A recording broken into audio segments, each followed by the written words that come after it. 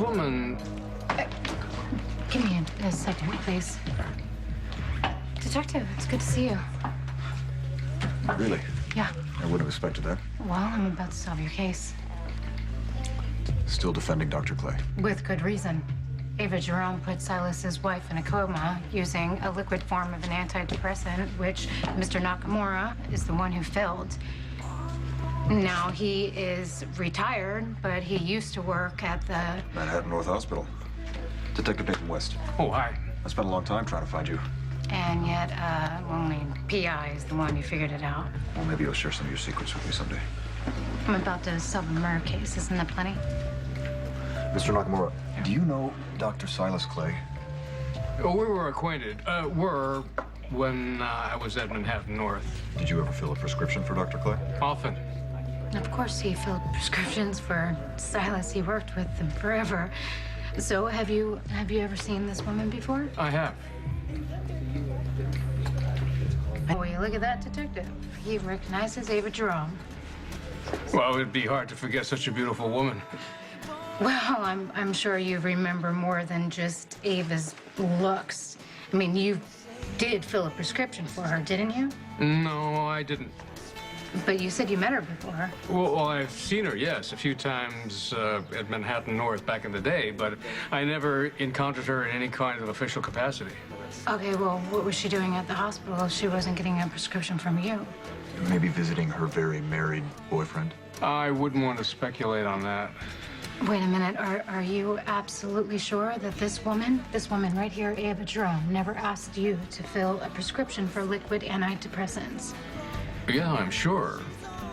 But Dr. Clay did. Finished? I just want to be sure about this.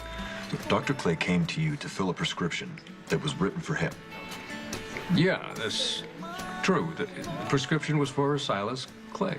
For liquid antidepressants. Yes. Yes, sir. Mr. Nakamura, this is very important. I need you to be absolutely sure. Take a look at a picture of Dr. Clay. Well, I don't think I need to see the picture. That's him right there.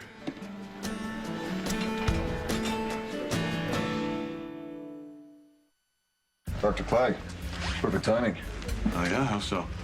Silas, this is Mr. Nakamura. Of course. Thank you for taking the time to talk to us. Syracuse, right? Right. Appreciate you coming to see us. So, were you able to clear things up for the detective here? And Mr. Nakamura was very helpful.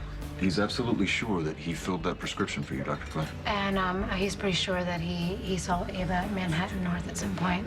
Yeah, but he's sure that he filled the prescription for liquid antidepressants for you, Dr. Clay. No, that's not true.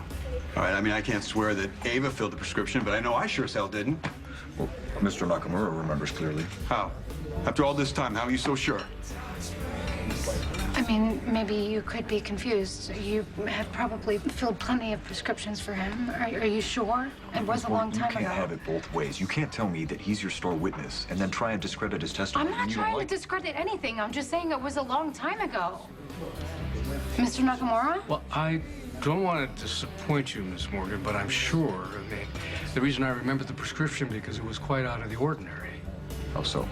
Well, I knew that Dr. Clay's wife was on antidepressants. I filled a prescription every month. Well, then Dr. Clay appeared with the script which said that it needed the liquid form of the medication. Dr. Clay had written the prescription for himself. A doctor self-prescribing is technically against the rules. But you filled a prescription anyways.